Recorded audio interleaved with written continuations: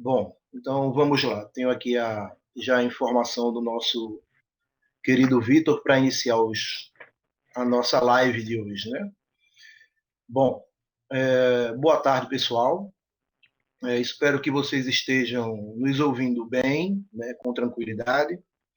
Eu sou Eduardo Jorge, estou diretor da ADUFERP, né, sou professor do Departamento de Educação da UFRPE e quero aproveitar para, desde já, externar os nossos agradecimentos à presença de vocês aqui conosco.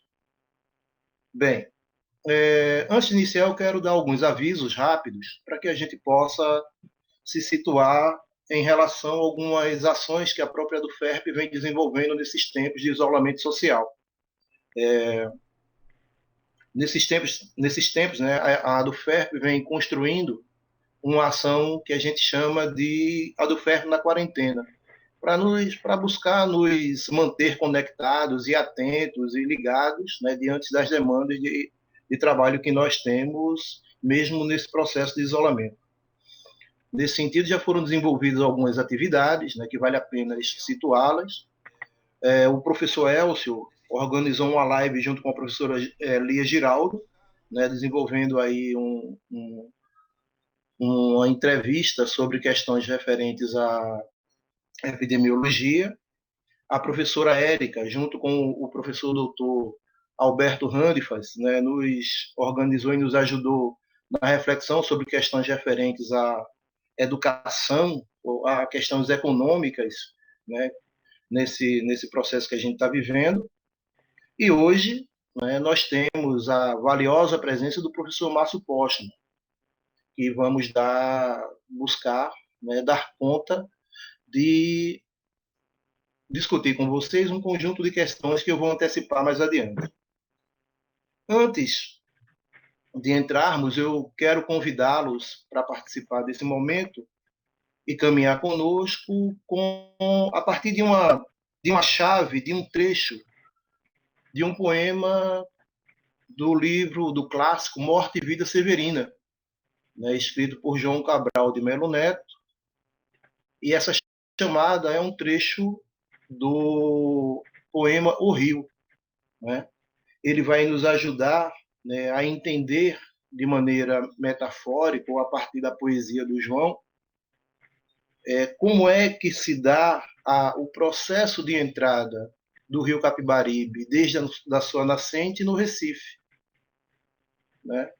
E esse momento tem a intenção de fazer com que a gente também não esqueça que nesse momento triste que estamos vivendo, né, de pandemia, mais de 10 mil brasileiros já fizeram a passagem para uma outra dimensão da vida, da existência. Entre eles, quero destacar o pai da nossa secretária Kátia, que recentemente foi vencido pela... Um momentinho só, Vitor, deixa eu ligar aqui novamente.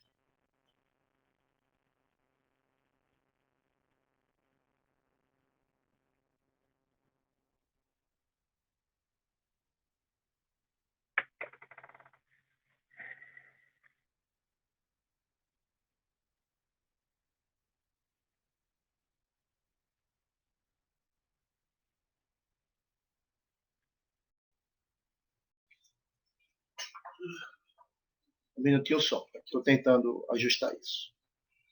É porque está em cima do touchpad do computador. Tá. Pronto, encontrei aqui o problema. Desculpe. E eu quero citar aqui esse trecho do poema O Rio, para que a gente possa tê-lo como chave para entrar na nossa tarde de hoje. E o trecho diz o seguinte: ao entrar no Recife, não pensem que entro só. Entra comigo a gente que comigo baixou por essa velha estrada que vem do interior. Entram comigo rios, a quem o mar chamou. Entra comigo a gente que com o mar sonhou. E também retirantes, em quem só o suor não secou. E entra essa gente triste, a mais triste que já baixou, a gente que a usina, depois de mastigar, largo. Para que nós não sejamos dragados por essa pandemia de natureza biológica e política, por esse problema de natureza política e econômica, né? Eu quero dizer, né, que o professor Márcio Postman, nosso convidado, e que vai nos ajudar hoje nesse caminho, é professor titular do Instituto de Economia da Universidade Estadual de Campinas. Tem desenvolvido uma vasta obra na área da economia social e do trabalho. Foi presidente do IPEA, que é o Instituto de Pesquisa Econômica e Aplicada, e da Fundação Perseu Abramo.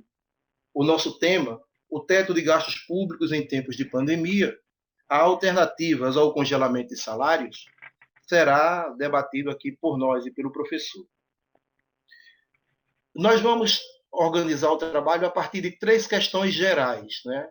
A primeira delas, nós vamos fazer uma provocação ao professor Márcio, para que ele nos ajude a pensar um pouco as questões mais gerais da crise do sistema do capital.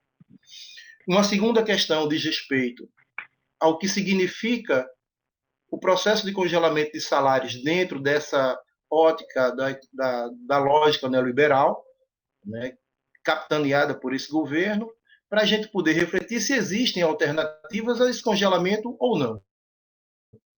Né?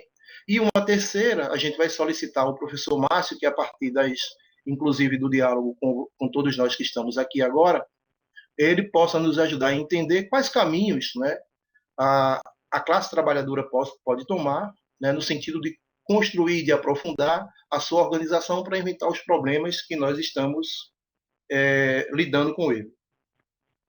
Antes de continuar, professor Márcio, suas palavras iniciais, né? Esperamos que você esteja aí nesse momento de isolamento social bem e desde já a gente agradece novamente. Quero ouvir aí as suas palavras iniciais.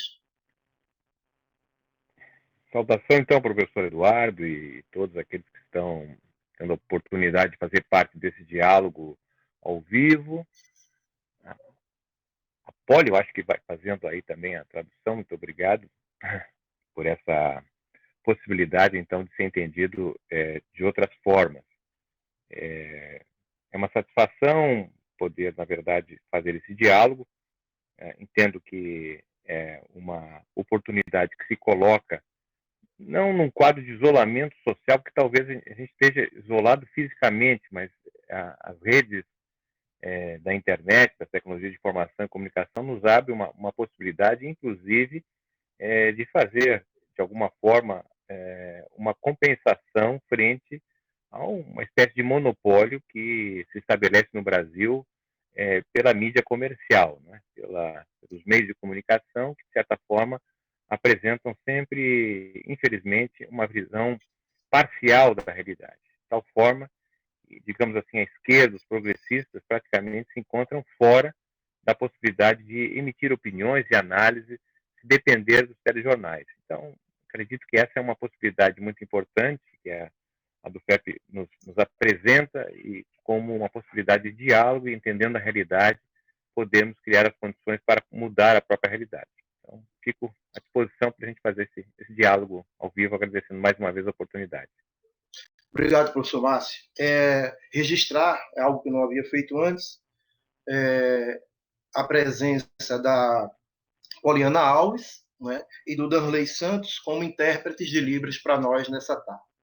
Pois bem, o Brasil e o mundo estão enfrentando mais uma das crises, né, daquilo que o Steven Meisel chama de crise estrutural do capital. Né? Estamos no olho do furacão dessa crise.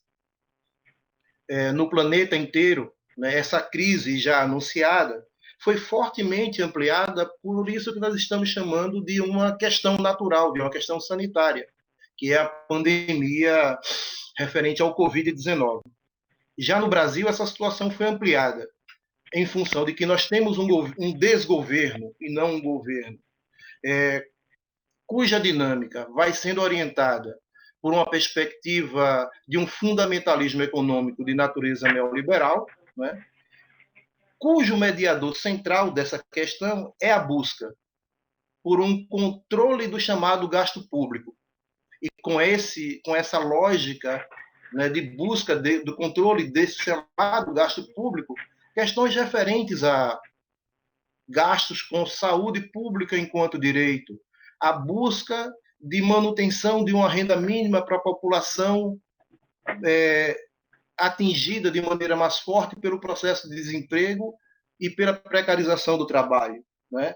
Fez com que esse processo todo tivesse nessa âncora neoliberal a emenda constitucional 95 como a referência a ser seguida a ferro e fogo. No entanto, esse processo foi levado ou teve o seu fracasso destacado na medida em que a pandemia no mundo inteiro obrigou aos governos a irem no caminho contrário do controle e do corte de gastos públicos, ou seja, os governos no mundo inteiro precisaram emitir moeda, precisaram gastar mais para fazer frente ao que a pandemia os obrigou a fazer. Nesse sentido, professor Márcio, a gente faz a primeira, digamos assim, questão, ou duas questões para a gente começar a refletir. Como é que você avalia a relação entre congelamento dos salários dos funcionários públicos e equilíbrio das despesas do governo sobre a visão neoliberal? E quais as alternativas à esquerda você vislumbra diante dessa situação? Bem, Eduardo, vamos então partir do entendimento de como nós chegamos a essa situação ao qual você formulou, né? A questão do congelamento do salário dos trabalhadores do setor público e possibilidades de enfrentamento em termos alternativos. Bem, eu começaria dizendo que nós, na realidade, estamos vivendo, nesse período da pandemia aqui no Brasil, uma aceleração de algo que vem sendo, na verdade, estabelecido por uma trajetória decidida, não é? Por uma espécie de desistência das classes dominantes no Brasil. Não é? O que eu quero dizer isso com desistência histórica? É que praticamente nos últimos 5 anos, não é? O Brasil praticamente jogou fora a ideia, a perspectiva de um projeto nacional. Não é? Um projeto que exigiria, evidentemente, uma reformulação mais profunda em termos do nosso país. Então, o golpe em 2016, de alguma forma, desorganizou a possibilidade de um projeto nacional, então uma espécie de desistência em torno das elites do Brasil de um projeto, e o que passamos a perceber, e a identificação do que eu quero dizer, está formulado naquele plano que foi apresentado pelo então PMDB, Ponte para o Futuro, né? Esse Ponte para o Futuro continua ainda sendo implementado, talvez de forma mais radicalizada, desde a ascensão de Bolsonaro, mas ela já vinha sendo implementado e orientando, na verdade, o governo Temer. Não é? Então, o Ponte para o Futuro, a meu modo de ver, de certa maneira, um caminho que leva ao Brasil uma espécie de regressão neocolonial. Ou seja, nós estamos, na verdade, caminhando para uma perspectiva em que o Brasil se transforme numa espécie de grande feitoria moderna. Né? Por que eu estou dizendo isso? Bom, estou dizendo isso porque, na verdade, o que nós estamos observando nessa trajetória até o início de 2020? É uma trajetória de desaparecimento do setor industrial. A indústria, não é? Ela é, de certa maneira, a coluna vertebral de qualquer desenvolvimento. Sem indústria, não há desenvolvimento. Não tem experiência histórica até agora que um país tenha se desenvolvido pela agropecuária, ou que tenha se desenvolvido pelo setor de serviços, ou seja, um país que cresceu, se desenvolveu pelo setor financeiro, né, pelo setor de comunicação. Não. Os países se desenvolvem, veja o caso da China ou de outros países asiáticos, ou até no passado, mesmo o Brasil e outros, na verdade, se desenvolveram pela questão industrial, pelo lado industrial.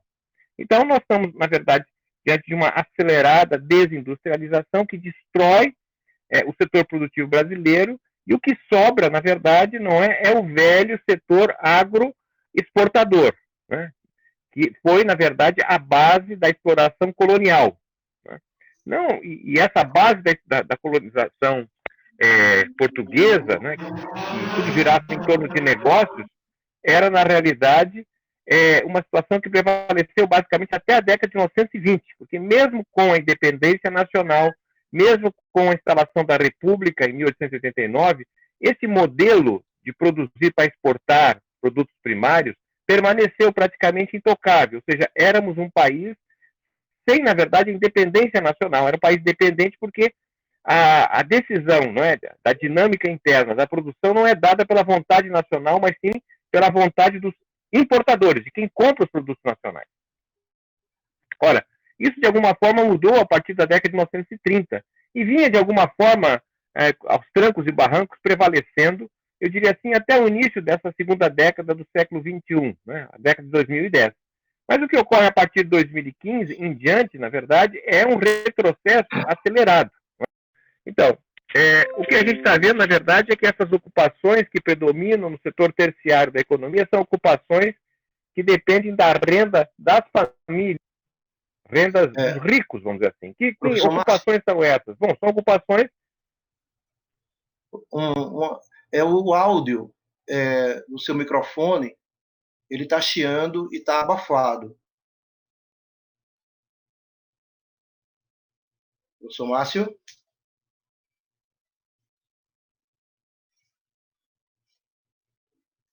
Deixa eu me comunicar com ele.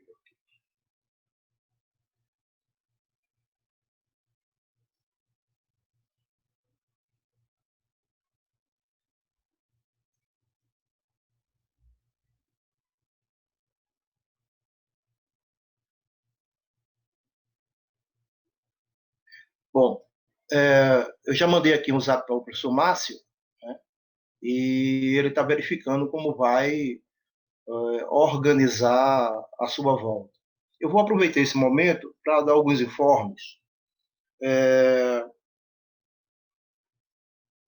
Hoje, dia 8, os movimentos Frente Brasil Popular e Povo Sem Medo estão organizando, né, um panelaço a partir das 20 horas, né, como forma de organizar e de manter a luta diante dos ataques do governo Bolsonaro.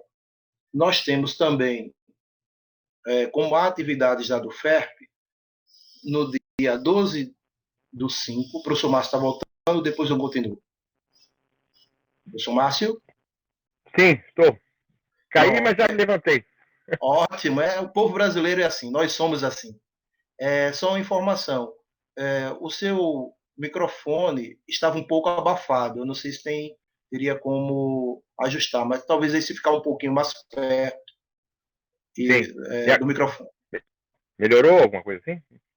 Para mim está melhor. Então tá bom. Sigamos. Bom, então vamos retomar. Eu estava chamando a atenção que estamos vivendo uma trajetória de regressão neocolonial, né? E que essa regressão tem basicamente início nos últimos 5 anos e que a pandemia, de alguma forma, acelerou, né? Permite aos brasileiros identificar o que seria isso, né? Porque, na verdade, essa regressão aponta para a barbárie, né? Uma barbárie que é percebida justamente até pelos telejornais, né? A dificuldade das pessoas terem acesso ao hospital, né? A desorganização completa para o povo mais pobre do nosso país. Então, esse quadro, se a gente, sem a pandemia, se a gente fosse, na verdade, antecipar o que estava ocorrendo, o que é? Nós tivemos, né, várias medidas que, de certa maneira, partiram do pressuposto que o problema do país hoje é o Estado. Né? Foi nos apresentado, junto com esse projeto aí do Ponte para o Futuro, e que teve continuidade no atual governo, não é que o problema dos brasileiros é o Estado. O Estado é ineficiente, o Estado é improdutivo, o Estado é gastador, o Estado é corrupto, ou seja, o bom de tudo é o setor privado. Logo, nós passamos então a ter um contínuo de políticas voltadas à redução do Estado, uma espécie de regime do Estado, porque justamente o Estado é o centro dos problemas. E em virtude disso, né, o que nós fomos observando? Na verdade, um conjunto de modificações, de reformas de emagrecimento do Estado, e a pandemia, na verdade, não é, a meu modo de ver, uma interrupção a essa trajetória. Até porque, quando nós vamos analisar a quantidade de recursos que têm sido disponíveis para o enfrentamento do coronavírus, o que a gente vê, na verdade, é que são os ricos que estão se apropriando da maior parte dos recursos disponíveis. Para ter uma ideia do que nós estamos dizendo, cerca de 3%, o volume de recursos disponível do governo Bolsonaro atualmente para o país não supera 4% do PIB, que é um recurso muito reduzido, comparativamente a de outras nações. Mas desses 4%, apenas do todo o volume disponibilizado, apenas 2,5% é para a saúde. Então, a maior parte dos recursos está indo para quem? Para o setor financeiro, para as grandes empresas. De cada R$ 5 disponibilizados, R$ 4 vão para o andar de cima, vamos dizer assim, e apenas R$ 1 para o andar de baixo. Então, se nós viermos sair dessa situação em algum momento, certamente, sairemos como um país ainda muito mais desigual. Por quê? Porque os recursos, ainda que escassos, disponibilizados, não vão para os que mais precisam, vão para os que menos precisam. São os resultados justamente dessa trajetória de transformar o Brasil numa espécie de colônia moderna, não é? Nesse início do século XXI. Ok, professor. Então, o que nós ficamos pensando, e aí eu estava também refletindo aqui, é que essa posição e essa maneira de olhar, né, o Estado enquanto mediador das necessidades da maioria da população brasileira, ela vai sendo subsumida diante da lógica neoliberal defendida a ferro e fogo pelo Paulo Guedes. Né? Dentro dessa questão do Estado, uma das questões que nos parece central para pensar os motivos pelos quais a questão do congelamento de salário do funcionalismo público está sendo levada a cabo, né, como foi votada sábado próximo passado e também recentemente, antes de ontem, é que esse Estado ele prescindiria de uma chamada reforma administrativa, para que aquilo que o senhor nos apontou antes, ou seja, o Estado como um peso que precisa ser diminuído, possa funcionar e funcionar bem. Essa questão da reforma administrativa ela foi, nesse momento, meio que impactada por algo que parece ser diferente apenas na aparência daquilo que a tal reforma precisa, que é essa votação do PL 39, né, de 2020, do chamado orçamento de guerra. O que eu gostaria, e talvez, e certamente é algo que nós queremos ouvir, é ouvir de maneira muito especial como é que esse orçamento de guerra, ele ele defendendo a questão do congelamento do salário, ele o faz sem levar em consideração que esse mesmo salário praticamente já está congelado desde 2015, não é? Esse congelamento ele demandaria, em tese, a possibilidade de alternativas, uma vez que o pensamento neoliberal, ele por si só, ele sofre críticas, né, no mundo inteiro, e que essas alternativas elas teriam que vir, ou na minha opinião, precisam vir efetivamente de um projeto social da esquerda. Ele não vai vir nunca do pensamento da direita e da direita neoliberal. Nesse sentido, como é que se vê as possibilidades de alternativas a essa questão do congelamento? Perfeito.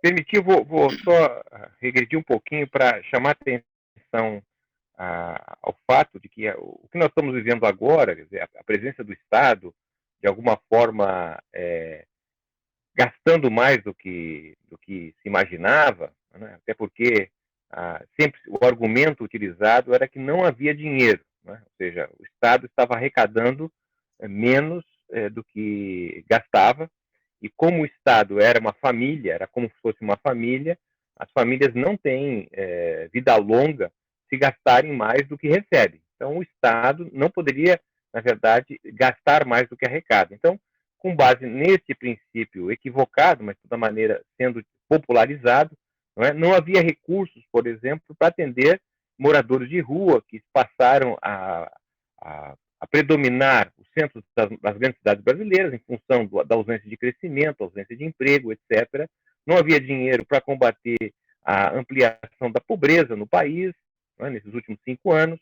Não havia dinheiro para combater o desmatamento na Amazônia, não havia dinheiro, tá certo? Bom, acontece que diante da pandemia, né, diante da queda da Bolsa de Valores acelerada, a Bolsa de Valores aqui de São Paulo, rapidamente apareceu dinheiro. Não tinha dinheiro, mas imediatamente a queda da Bolsa de Valores, o Banco Central disponibilizou aos bancos, às grandes empresas, às operadoras de Bolsa de Valores, 1 trilhão e 200 bilhões de reais. Não tinha dinheiro, mas de repente apareceu o dinheiro.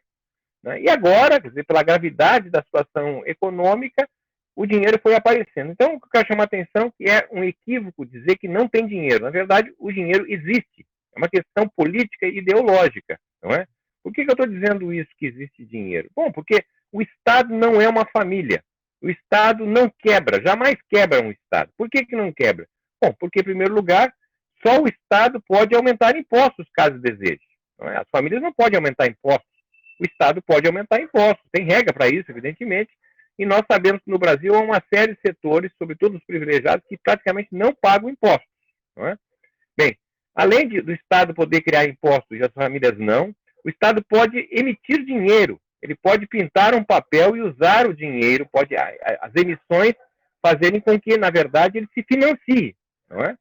E o Estado não vem emitindo moeda, né, porque tem uma visão equivocada. Mas, de toda maneira, essa é uma alternativa. O Estado pode se autofinanciar emitindo moeda. Além disso, o Estado também pode se endividar. Certo? As famílias podem as famílias não podem emitir dinheiro, perfeito, mas as famílias podem se endividar. Sim, mas não da mesma forma que o Estado. O Estado não apenas ele se endivida se quiser, vendendo papéis, vendendo títulos, mas é ele que define a taxa de juros. Tá certo? Nenhuma família pode ir no banco se endividar, mas ela não pode definir a taxa de juros. O Estado brasileiro pode. Não é? Então, em primeiro lugar, é o seguinte, é um equívoco dizer que não tem dinheiro. O dinheiro existe, tanto é que apareceu agora, não é isso? Bem, mas ele apareceu, não é, dentro de uma perspectiva, não, mas agora, até os neoliberais começaram a aparecer na televisão, dizendo, não, agora tem que gastar recursos, porque a situação é difícil, mas logo terminando a situação, nós vamos voltar a uma situação, aí sim, de maior radicalidade. Não é? Tudo isso para dizer o seguinte, a mudança que, de certa maneira, toca na reforma administrativa, né, esse PLP 39, eu diria assim, ele está na mesma linha da questão da redução do Estado. Só que agora não dá para fazer isso. Então ele congela o salário. Agora, possivelmente, passado a pandemia, nós teremos talvez uma ações muito mais drásticas em relação ao setor público, que é, possivelmente, a demissão de servidores públicos e a introdução da lógica privada mais clara no setor público. Porque se mantiver essa mesma linha de governo, o que vai acontecer é que, uma vez aumentado o déficit, que pode chegar esse ano a 10% do PIB, ele terá que ser pago, na verdade, cortando recursos, né, privatizando. Então, essa é a lógica que, a meu modo de ver, não foi alterada. O que se pode fazer, na realidade? Né? Bom, em primeiro lugar, é o seguinte, nós estamos vivendo, não é necessariamente uma crise econômica ainda, não é? Porque, na realidade, o que nós estamos vivendo é a consequência de decisões tomadas pelos governos para enfrentar uma crise, um problema sanitário. Tá certo? Apareceu um determinado vírus, chamado coronavírus, Covid-19, não é, que contamina as pessoas e leva à morte, e, portanto, a solução encontrada pelos governos, na verdade, foi gerar a quarentena, o isolamento, porque o isolamento impede que você tenha o fluxo de pessoas e a possibilidade de infecção e contaminação, né? E que leva ao colapso do sistema de saúde e outros problemas. Então, a solução é uma parada econômica, parada a economia, pelo isolamento. Não é? Quando você tem uma parada econômica, nós não tínhamos paralelo para comparar, mas toda vez que você tem uma parada econômica, na verdade, as forças de mercado desaparecem. Você não tem mais mercado funcionando. E sem mercado funcionando, você não tem também o balizador do mercado, que são os preços. Portanto, numa parada econômica, a única coisa que funciona é o Estado. Bem, então, dito isso, a questão central é o seguinte, a situação da economia, como é que vai ficar? Bom, vai depender da atuação do Estado. Quanto mais e melhor o Estado atuar, menor o efeito econômico. Não é?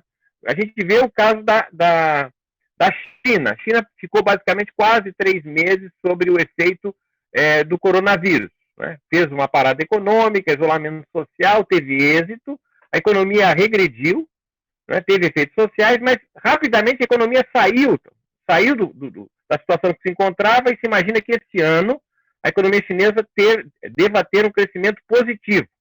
Não é isso que se espera para o resto do mundo. A estimativa do FMI, dos órgãos internacionais, é que a economia mundial pode cair 3% e o comércio regredir cerca de 9%. Né? Aqui no Brasil, a estimativa é de um decrescimento em torno de 10%, por exemplo. Isso resulta pelo fato de que, no caso brasileiro, a intervenção do Estado é muito pequena, né? Os recursos relativamente ao PIB são pequenos, nós estamos falando de 3 a 4% do PIB, na Alemanha chega a 30% do PIB, então está se colocando pouco recurso. Não é? Segundo lugar, não é? Os recursos disponibilizados vão para quem não precisa, que são os ricos. Não é? Em terceiro lugar, na verdade, você tem uma situação estranha, porque os governadores e prefeitos estabelecem a quarentena e o governo federal é contra a quarentena. Né? Estimula empresários e trabalhadores a ir às ruas. Então, temos uma espécie de confusão. Isso significará dizer que a situação da economia prolongará por mais tempo, tá certo? E o resultado econômico-social será muito mais grave do que poderia ser caso tivesse uma intervenção do Estado. Né? Bom, a gente pede desculpas, né, por esse problema técnico, né, um problema referente aí segundo a pessoa que está nos ajudando na tecnologia, referente ao Facebook, e com o perdão, né, da situação, se o professor Márcio puder seguir, a gente agradece. Vamos lá, professor? Perfeito. Vamos então Vamos. dar continuidade. Tínhamos então até então destacado a trajetória pela qual nós estamos, na verdade, contaminados, né, pela perspectiva de que o Estado é o centro do problema. O Estado não é mais a solução, portanto, as soluções apresentadas são soluções que visam reduzir o tamanho do Estado, a privatização, reduzir o número de funcionários públicos, custos, etc. Né? Tanto é que, em plena pandemia do coronavírus, nós temos hoje um sistema único de saúde com 20 bilhões a menos de recursos decorrente da emenda constitucional 95, que basicamente está asfixiando o sistema público brasileiro. Praticamente deixou de fora os gastos não financeiros, para isso não tem nenhum controle, não há nenhum limite. Bem, e não apenas houve corte de recursos, como também se inviabilizou um conjunto de programas para todas as áreas, mas especialmente no caso da saúde, né? Nós tínhamos a experiência do Mais Médicos, que era justamente a possibilidade de ter profissionais em diferentes cidades do país, inclusive cidades muito distantes dos centros, e até mesmo cidades do centro. Estou falando aqui de Campinas, e Campinas é um grande centro de atenção à saúde, e tinha a presença de mais médicos aqui, médicos cubanos, inclusive. Né? E um outro programa fantástico é o próprio programa da farmácia popular, que colocar remédios essenciais à população muito próximo, através das farmácias. Isso foi se desconstituindo, a presença, inclusive, do médico de famílias, que era outro avanço importante, desapareceu, e até mesmo uma política de desenvolvimento para o complexo produtivo da saúde. Né? Causa muito espanto, até pouco tempo, por exemplo, note, o Brasil é o maior produtor e exportador de álcool no mundo, não é? E não tinha, por um determinado tempo, álcool gel para a população. Né? Um produto que deveria ser gratuitamente disponibilizado e hoje ainda se encontra nas farmácias, no supermercado, a um preço absurdo. Né? Então, isso é uma demonstração da ausência de coordenação e o abandono completo de um projeto nacional. Nós temos uma indústria fármaco, nós temos montadoras de veículos que estão praticamente parados, mas poderiam perfeitamente montar respiradores artificiais para ajudar a população que está com problema nos hospitais, né? Respiradores mecânicos.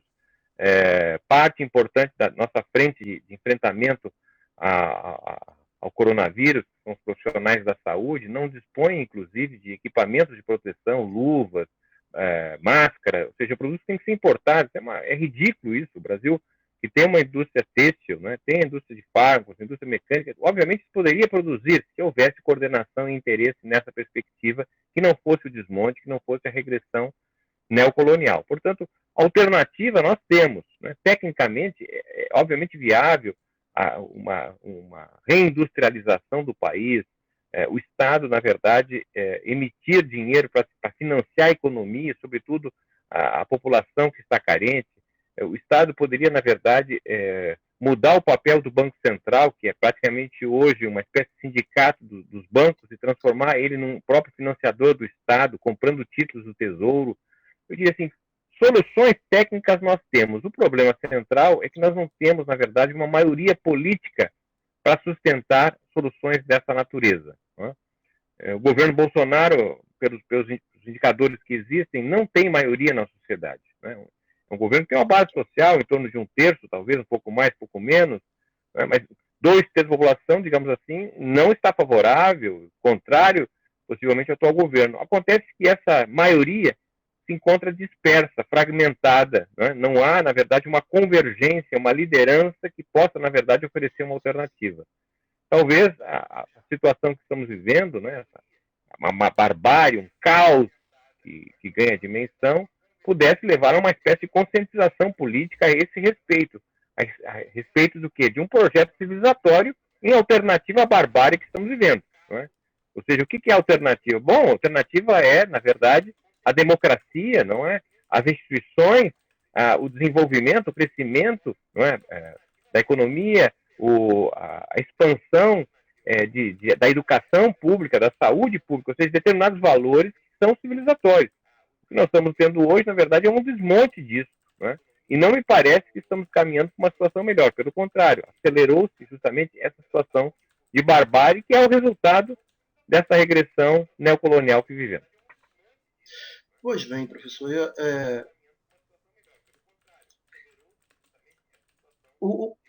Nós temos hoje, né, a possibilidade de conversarmos com o senhor sobre essa mais a miúde, de maneira mais detalhada, sobre essa questão da relação entre Estado, manutenção e mediação de um direito chamado educação, né, e de um conjunto de trabalhadores, os funcionários públicos, que estão, né, às portas de um congelamento que aprofunda algo que já vem desde 2015. Né? O que a gente poderia, né, dar conta de entender em termos de consequências para a nossa existência, para a manutenção da nossa existência e também para o funcionamento da economia, na medida em que, ao congelar salários, o governo retira dinheiro circulante. Tirando o dinheiro circulante, a capacidade de consumo, portanto, de fazer ser consumido aquilo que a sociedade produz, seja como serviço, seja como produtos tangíveis, diminui. E nesse processo, como ficam, né, esses trabalhadores chamados funcionários públicos, como na condição de agentes que poderiam potencializar essa dinâmica econômica e que têm retirado de si os seus salários. Como é que a gente pode dar conta de fazer com que esse processo seja efetivamente combatido? Bem, nós já estamos praticamente há 5 anos, né, nessa trajetória do chamado ajuste fiscal. Né? Ou seja, sempre a cantilena de que, diante de um Estado deficitário, o Estado arrecada menos do que gasta, a solução não é aumentar a receita, a solução é justamente reduzir gastos. Né? E, obviamente, que não há experiência internacional que comprove que seja possível reorganizar as finanças sem haver crescimento econômico, né? Porque a arrecadação do Estado ela é parte integrante da produção de bens e serviços. Se a produção de bens e serviços não aumenta, não tem como crescer a arrecadação fiscal. Né? Então, o que acontece é que nós entramos, né, em janeiro de 2020, a produção brasileira, a produção nacional de bens e serviços, era 3% menor do que havia sido em 2014. Se nós tomarmos pela ótica da renda, a renda média dos brasileiros, no início, agora de janeiro de 2020, era 7% inferior à de 2014. Se houver, de fato, a confirmação das projeções existentes, que apontam uma queda do PIB em torno de 10%, um pouco mais, um pouco menos, em janeiro do ano que vem, em janeiro de 2021, não é, a renda per capita dos brasileiros poderá estar sendo 20% inferior ao que era em 2014. Né?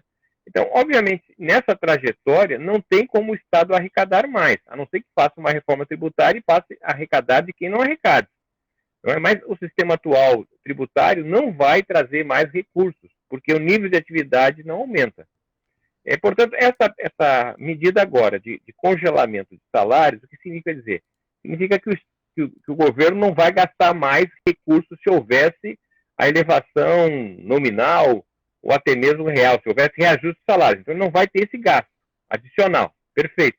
Ocorre que o salário do trabalhador, que é custo para o Estado, também é receita, porque, de maneira geral, não é, os trabalhadores do setor público ganham tão pouco que o que ganham se transforma em consumo. Não é?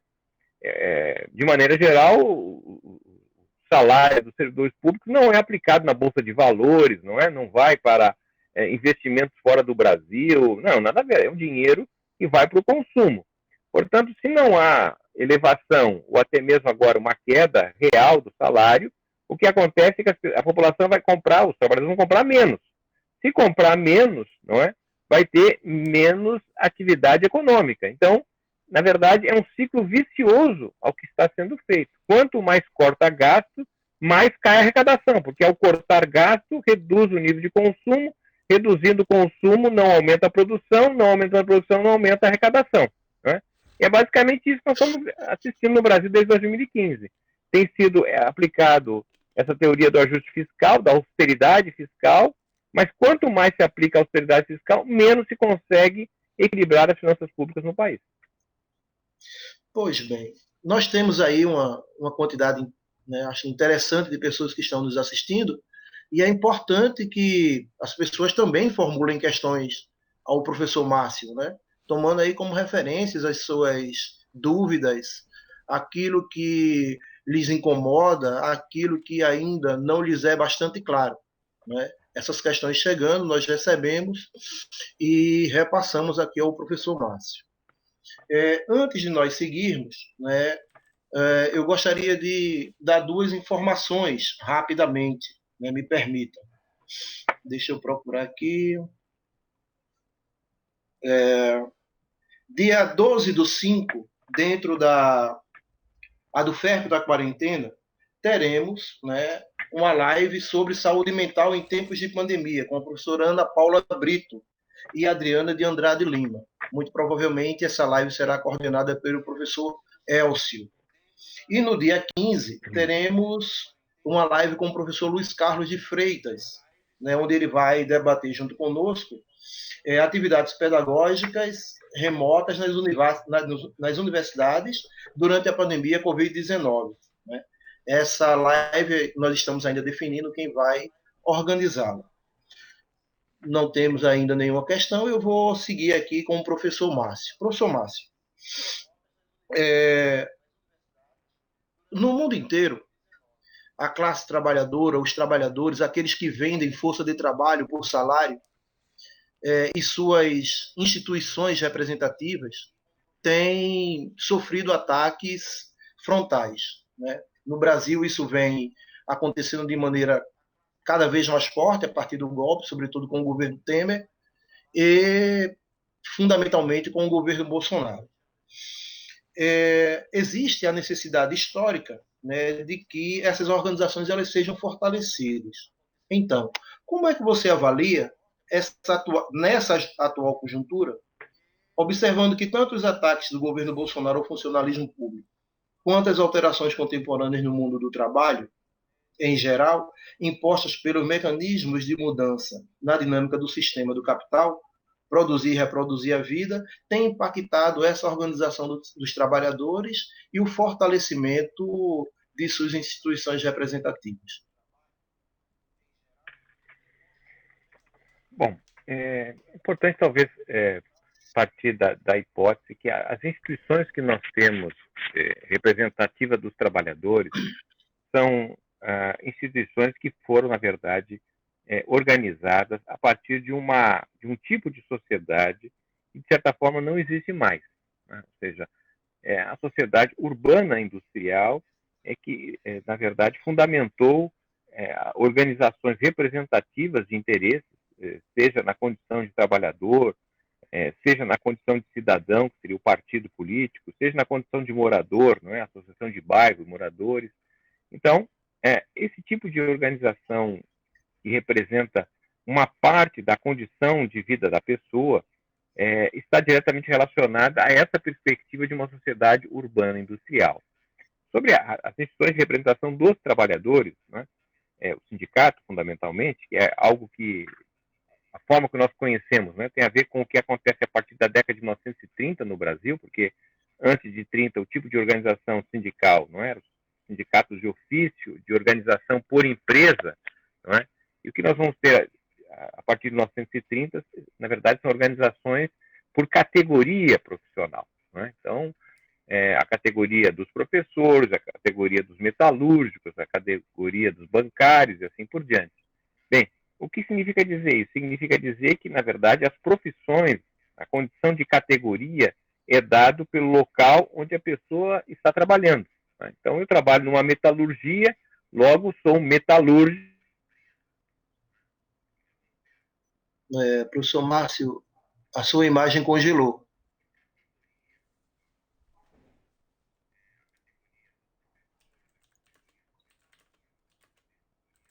Vitor?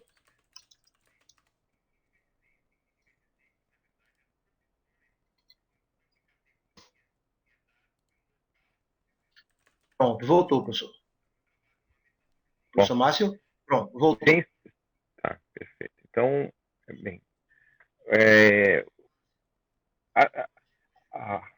a representação, né, desse mundo do trabalho na sociedade urbana industrial era dada a partir, então, da existência do conceito de categoria. Eu trabalho numa indústria metalmecânica, portanto, eu, enquanto trabalhador, sou metalúrgico. E por ser metalúrgico, tem um sindicato dos metalúrgicos que me representa. Não é? Ou seja, o trabalho desenvolvido dá uma identidade. Certo?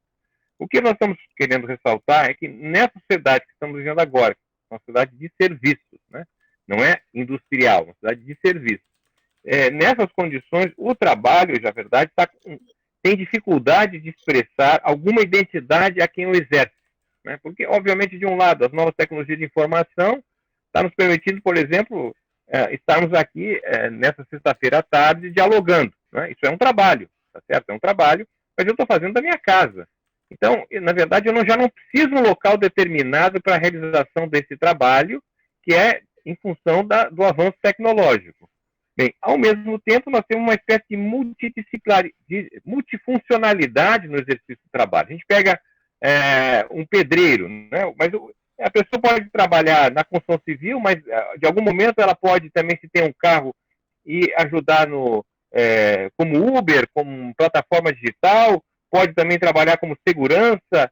Ou seja, hoje nós estamos tendo uma diversidade da função do trabalho, que não necessariamente se conecta ao local determinado e, portanto, as pessoas que hoje cada vez mais trabalham perdem a identidade a partir do trabalho realizado. Então, eu trabalho no Uber durante o dia. À noite, eu trabalho como segurança num restaurante. No domingo, eu ajudo a vender, junto com a minha mulher, produtos de embelezamento. Ao final, eu pergunto, mas vem cá, o que você é? Eu sou qualquer coisa. Não tem identidade no trabalho desenvolvido. E essa identidade perdida, na verdade, desassocia-se de uma instituição, que são instituições que pressupõem a existência de categorias de trabalhadores. Então, me parece que aí nós temos uma questão importante, que é justamente o descrédito das instituições dessa sociedade urbana industrial, E esse novo mundo do trabalho pressupõe novas formas de organização que representem os anseios gerais do trabalhador e não apenas uma parte quando ele está desenvolvendo o seu trabalho. Né? Porque eu sou professor, mas quando eu estou na sala de aula, depois que eu saio da universidade, eu não sou mais professor, eu sou um cidadão como outro qualquer. Não é? Então, esse tempo fora do trabalho, que instituição que me representa? Portanto, essa é uma questão chave que ajuda a entender por que algumas instituições no Brasil, como são as igrejas, sobretudo igrejas neopentecostais, como tem sido também o crime organizado, que crescem a sua forma de atuação e até mesmo representação nessa massa de trabalhadores que não tem mais identidade. E, portanto, pressupõe um outro tipo de instituição que possa dar conta não apenas do problema do trabalho, da dificuldade do trabalho, mas também da dificuldade da vida, né? A dificuldade de sociabilidade, a dificuldade de convivência, a dificuldade de segurança. Né? Então, nesse sentido, me parece que tem uma questão de ordem estrutural que diz respeito a essa transição de uma sociedade urbana industrial para uma sociedade de serviços. Né? Então, toda vez que você tem uma alteração na infraestrutura, muda a economia, era industrial, agora é de serviço, quando muda a infraestrutura, você tem uma alteração na estrutura de classes, mudam as classes sociais. Antes era uma classe trabalhadora majoritariamente industrial, hoje é uma classe trabalhadora majoritariamente de serviços. E quando você tem uma mudança na estrutura de classes, de frações de classe e sociedade, você tem, por consequência, alteração na superestrutura. Superestrutura onde é que estão as instituições, as regras, o Estado, as igrejas. Pois bem, professor, dentro dessa questão, né, de mudança, de readequação ou de uma nova configuração da localização do trabalhador, né, nas relações de trabalho, eu penso que o professor Tarcísio ele nos manda aqui uma questão que é bastante interessante e que a gente tem ouvido, né, que ela pode ser relacionada àquilo que a gente tem ouvido falar de um novo normal. Né? E aí o professor Tarcísio pergunta: existem prognósticos e ideias de muitos analistas que a crise provocada pela pandemia poderá nos remeter à possibilidade de desenvolvimento de uma outra economia. Como o senhor encara essa possibilidade? Muito bem, o professor Tarcísio faz uma pergunta interessante, instigante. Há, de fato, autores que trabalham com essa perspectiva, né, de que o caos gerado pelas consequências do enfrentamento do coronavírus, né, nos abriria a possibilidade de uma mudança nessa forma de funcionamento. Bom, eu vejo, na verdade, com dificuldade de haver essa mudança. Né? Vou dizer por quê. Porque, em primeiro lugar, nós tivemos o liberalismo. Né? O liberalismo foi um modo de governança do capitalismo, de maneira geral, numa fase em que o capitalismo estava em expansão. Né? Expansão porque, na verdade, o capitalismo não estava presente em todo o território mundial. Então, você tinha, na verdade, uma disputa anteriormente através dos impérios, que levou à Primeira e Segunda Grande Guerra Mundial, né, e posteriormente, no segundo pós-guerra, o sistema interestatal, né, o surgimento e expansão de um conjunto grande de estados nacionais, né, a primeira Conferência das Nações Unidas, em 1945, reuniu todos os estados nacionais existentes no mundo, e não eram 50 países apenas, né? E nós saímos dessa circunstância com o processo de descolonização, regiões que eram colônias se transformaram, alcançaram independência, transformaram em países. Quer dizer, hoje nós temos cerca de 200 países no mundo. Bem, então esse sistema interestatal, de certa maneira, permitiu que você tivesse um avanço do ponto de vista do modo de produção capitalista. Né? A queda no Muro de Berlim em 89, o fim da União Soviética, as reformas feitas na China, etc., na verdade, permitiram hoje denominar que nós estamos num capitalismo globalizado. Né? Então, o capitalismo globalizado é um capitalismo que já está em todos os lugares. Mas não é um capitalismo de expansão. Na verdade, eu diria assim, é um capitalismo de declínio, de desaceleração. Então, nesse sentido, é que nós temos, na verdade, uma mudança na presença do antigo liberalismo para a presença do neoliberalismo. Certo? Enquanto o liberalismo era um modo de governança e um capitalismo em expansão, hoje o neoliberalismo, não é um modo de governança, um capitalismo em descenso. Certo? Então, o neoliberalismo é a maneira de, mesmo que a economia cresça pouca, né, mas os ricos, na verdade, continuarão ricos e talvez com maior quantidade de recursos, que é o que a gente está vendo, o aumento da desigualdade, não é a concentração de renda. O Brasil, com 6 homens brancos, tem uma fortuna, não é, que equivale à somatória de 110 milhões de brasileiros, a metade dos brasileiros. Né? Eu estava vendo aqui, estudando um pouco o estado de São Paulo. No estado de São Paulo, 58 bilionários, né, têm um faturamento, têm uma riqueza, uma fortuna, que equivale à somatória da renda de 62% dos paulistas, ou dos brasileiros que residem em São Paulo. Né? Então, o que nós estamos percebendo é, na verdade, um capitalismo que não se desenvolve, mas, ao mesmo tempo, é um capitalismo que acumula. E o modo de acumulação para poucos deriva do neoliberalismo. Então, entendo difícil, na verdade, acreditar que vai haver uma mudança. Por quê? Porque, por exemplo, nós tivemos em 2008, né, aquela grande recessão de 2007 e 2009, uma situação de que empresas estavam quebrando, etc. E os bancos centrais, os governos entraram, na verdade, transferindo recurso público para as grandes empresas, salvando as grandes empresas, evitando a quebradeira. Né? Nos Estados Unidos, não apenas os bancos receberam recurso público, mas também empresas privadas, como a própria General Motors, né, como as empresas da aviação, etc. O mesmo está se dando agora. Né? Bem, isso significou que, na verdade, o Estado ajudou o setor privado no momento de crise. Uma vez superada a crise, o que aconteceu? Voltou com muito mais profundidade a radicalidade do programa neoliberal. Não é?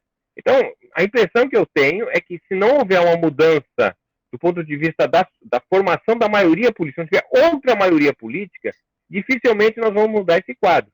Então, nesse sentido, a crise pode ajudar, na verdade, a mudar a lógica política. Né? Mas isso pressupõe, na verdade, um grau de organização importante para fazer com que a visão da maioria seja, na verdade, em torno da recuperação do papel do Estado e não a sua destruição. Nós até temos visto para os meios de comunicação, não é, a principal rede de comunicação do Brasil faz uma certa crítica, ou talvez uma oposição ao governo Bolsonaro, mas, na verdade, essa crítica não é ao receituário econômico, tá certo? É uma crítica política, ao modo de operação do presidente, etc. Mas o modelo econômico, não é, a fala do Guedes, não há nenhuma crítica nesse sentido. Então, percebo justamente que ainda há uma maioria no Brasil que defende justamente que o Estado deva ser reduzido. Então, esse é um momento importante, eu acho, para a conscientização, para a luta, para mostrar, na verdade, que o caminho que estamos fazendo é um caminho que não vai nos oferecer dias melhores. Ao contrário.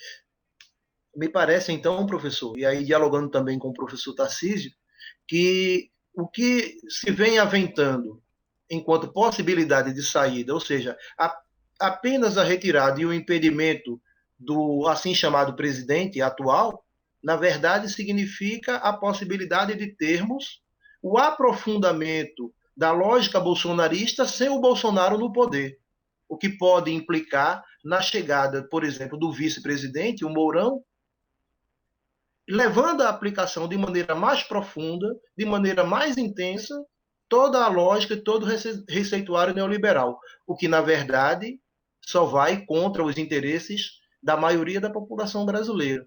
Me parece que, do ponto de vista da saída política, a questão seria a anulação ou a saída da chapa Bolsonaro-Mourão, contanto que, ou levando, né, a possibilidade de que uma nova eleição, com um candidato à esquerda vencendo essa eleição, colocasse por terra o aprofundamento do receituário neoliberal. Essa é uma possibilidade de reorganização em termos de Brasil, me parece. Então, essa busca incessante da saída do Bolsonaro, apesar de importante, ela deve ser levada a cabo, inclusive pelos movimentos sociais, ela precisa ser aprofundada, me parece, né, com outros encaminhamentos, onde a dimensão política, ou seja, a organização do Congresso Nacional, caminhe para e passo, né, com uma lógica de uma política econômica e de natureza social à esquerda. Ou seja, a nossa saída ela não pode ser à direita, de forma nenhuma. À direita ou ao centro, como se discute, ela só vai aprofundar e dar uma aparência, digamos assim, cheirosa, né, as possibilidades de superação do retrocesso que nós estamos vivendo. Então, essa é uma condição difícil, é uma encruzilhada que nós, como povo, estamos vivendo e que precisamos aprofundar. Daí a necessidade do diálogo com os movimentos sociais, a reorganização e o fortalecimento dos sindicatos, né, como representação legítima e histórica do trabalhador.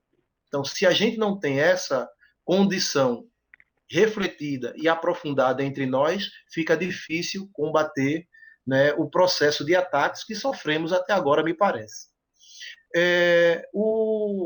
Tem uma questão aqui que a professora Laurileide levantou, que diz respeito a como a questão das taxas de juros, né, taxa de juros do cartão de crédito, cheque especial, podem atuar negativamente na nossa vida, ou se elas podem ser alteradas, me parece, se eu bem entendi a questão da professora. E, além disso, há uma questão do professor Joel Almeida, onde ele diz o seguinte: além de taxar grandes riquezas, quais alternativas o governo teria para congelar os salários? Para não congelar os salários. Então, essa questão, professor, de uma taxa de juros que premia o capital improdutivo, o capital financiarizado, e a incapacidade que nós tivemos até hoje de construir instrumentos legais para taxar grandes fortunas, para taxar o capital financeiro, a não existência desses mecanismos são situações que favorecem a questão do aprofundamento desse discurso do congelamento de salários, do funcionalismo. É bem interessante. Ainda em relação à sua abordagem sobre o papel da esquerda, é óbvio, e a sua relação com o movimento social, é muito importante isso do ponto de vista da formação dessa nova maioria. Porque o que nós estamos verificando de maneira geral é uma subordinação da política à economia. Então, nesse sentido, governos vencem a eleição com determinado programa, né, mas, de certa maneira, terminam subordinando esse programa político na verdade, a determinação econômica. E nesse sentido, os governos não governam, mas são os mercados que governam. Essa é a lógica que precisa ser rompida. Bom, em relação à questão dos juros, vejam, na verdade, como o Banco Central brasileiro na verdade, muito conservador e defensor dos interesses do rentismo. Na quarta-feira dessa semana, a direção do Banco Central resolveu reduzir a taxa de juros, que foi até, para alguns comentaristas, definido como surpreendente, porque caiu de 3,75% para 3%.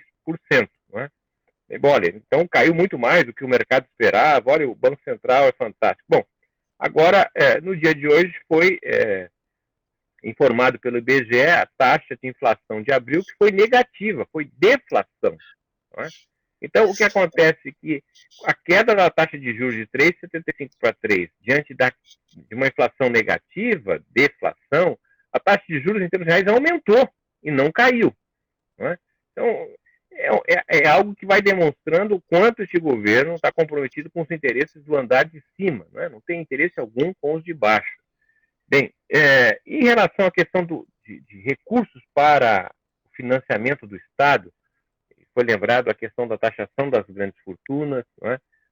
Obviamente que há alternativas. Vamos imaginar o seguinte: a transição para a nova república, e a presença de governos neoliberais, já nos anos 90 e atualmente, fez com que, de certa maneira, os ricos fossem aliviados da tributação. Basta dizer, por exemplo, que ainda até o início dos anos 80, a alíquota máxima do imposto de renda chegava a 50%. Hoje temos a alíquota máxima do imposto de renda em 27%. 27% é a taxação para pessoa física. Por exemplo, a contribuição sobre o lucro líquido dos bancos é de 20%.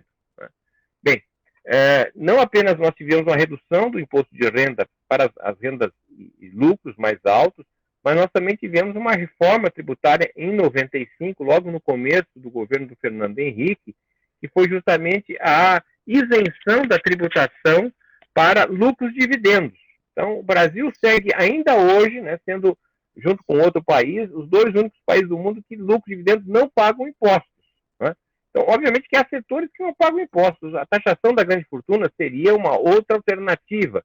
Nós também tivemos lá em 2009, 2007, 2009, se não falha a memória, o fim da CPMF, que era outro tributo importante para financiar a saúde. Então, na verdade, você foi tirando impostos que atingem os mais ricos e deixando, basicamente, a tributação na base da pirâmide social brasileira. Então, aumentar impostos para esse segmento é importante, na mesma medida que pudesse reduzir os impostos para a população de menor renda. Né? Poderíamos também tributar empresas que praticamente têm altos lucros e não pagam impostos.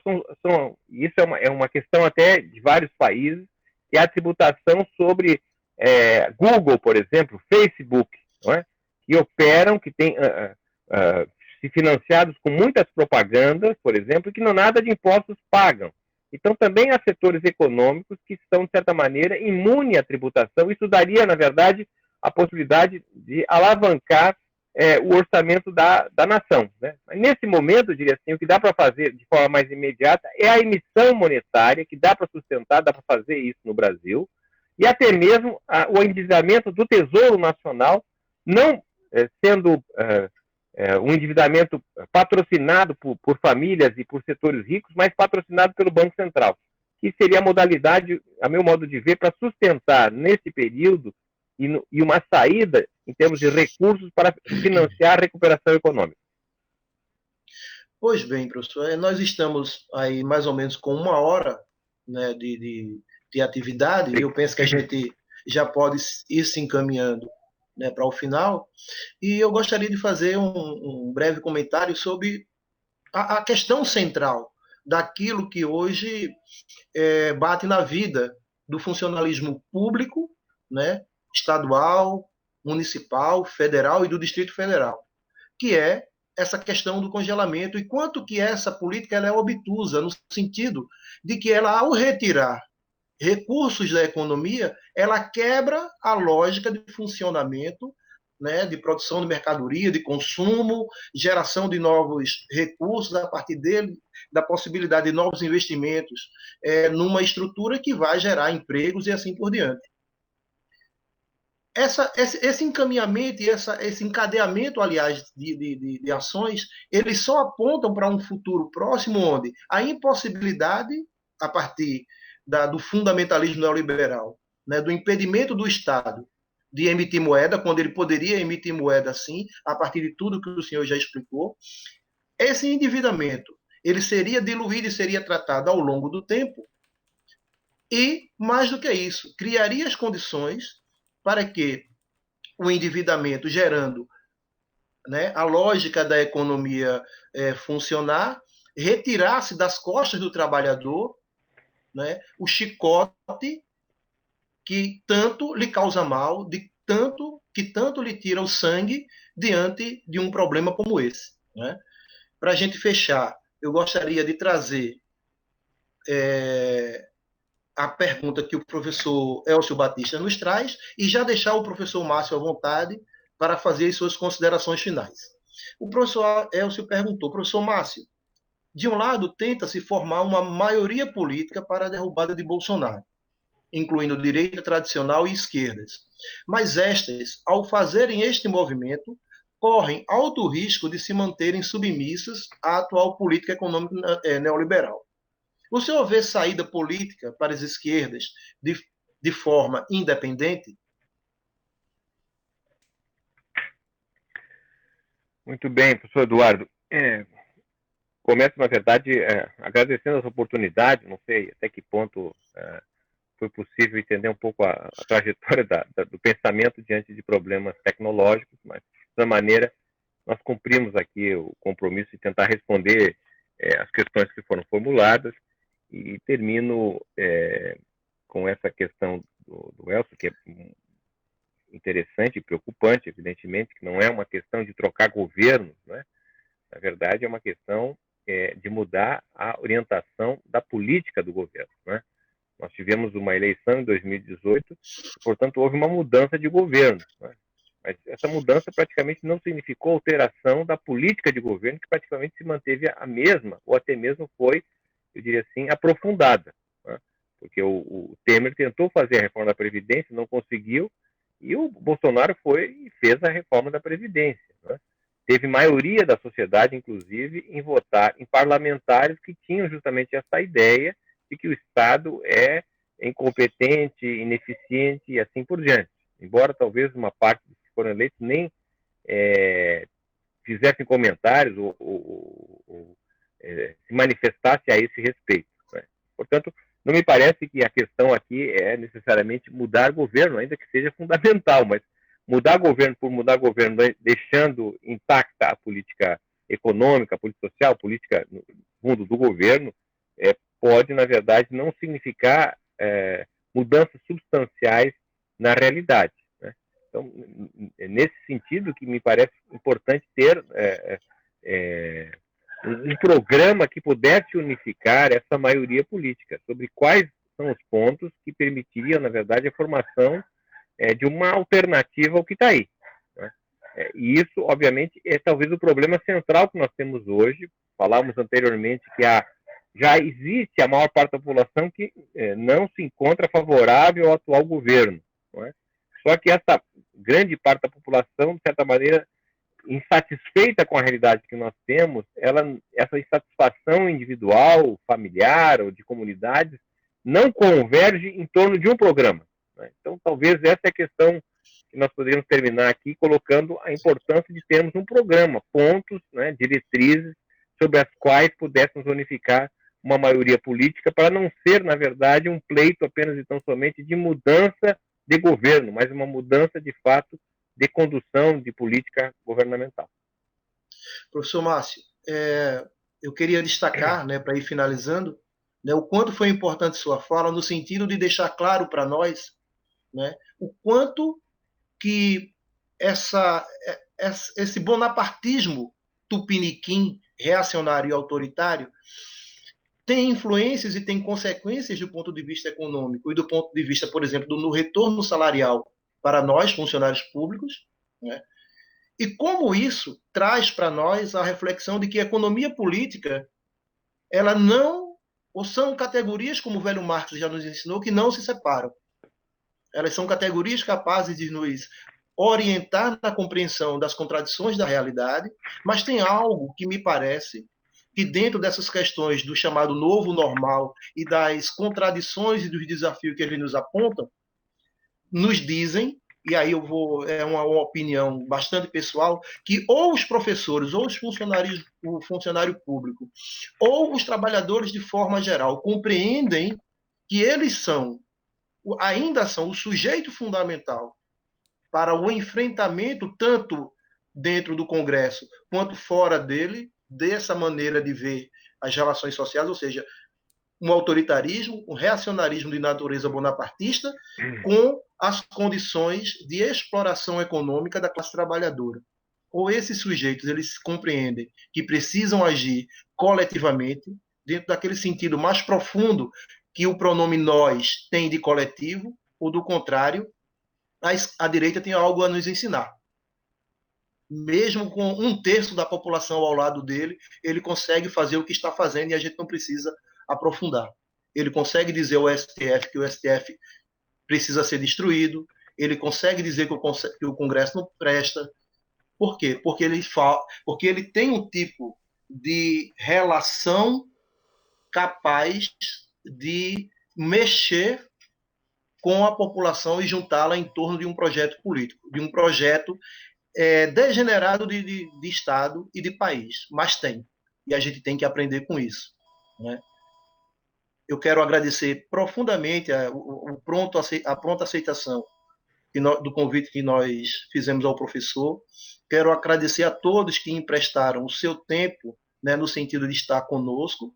Quero agradecer as pessoas, os professores que perguntaram, né? Mas quero dizer que é fundamental que a gente continue o nosso trabalho de luta e de resistência. Resistência no sentido de que a gente tem reagido a questões, mas que a luta ela precisa ser colocada adiante. A gente precisa sair das cordas.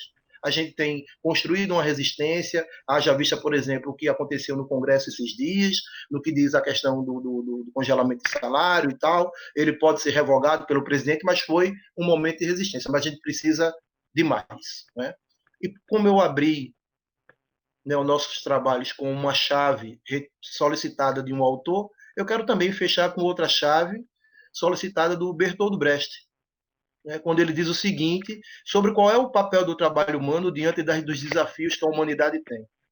E ele vai dizer o seguinte, ele vai fazer a pergunta: quanto tempo duram as obras? E vai responder: tanto quanto necessitam de trabalho, pois enquanto assim permanecem, significa que elas estão vivas. Significa que nós estamos vivos, significa que nós estamos historicamente numa condição capaz de alterar todas essas contradições e seguir lutando. Se nós não temos mais nenhuma questão, né, a gente fecha aqui os nossos trabalhos, agradecendo, né, aos nossos intérpretes de Libras, né, agradecendo aos professores que estiveram aqui conosco e nos colocando à disposição, né, para outras situações. A do FERP ela está, né, nesse processo para tentar dar conta de fazer com que nós aprofundemos aquela compreensão de que só os professores, no caso específico, são capazes de defender os seus próprios direitos. A do FERP é só um meio. Os professores é que são os sujeitos da defesa. Precisamos estar juntos e construir juntos essa política de luta e de resistência. Muito obrigado. Boa tarde a todos. Obrigado.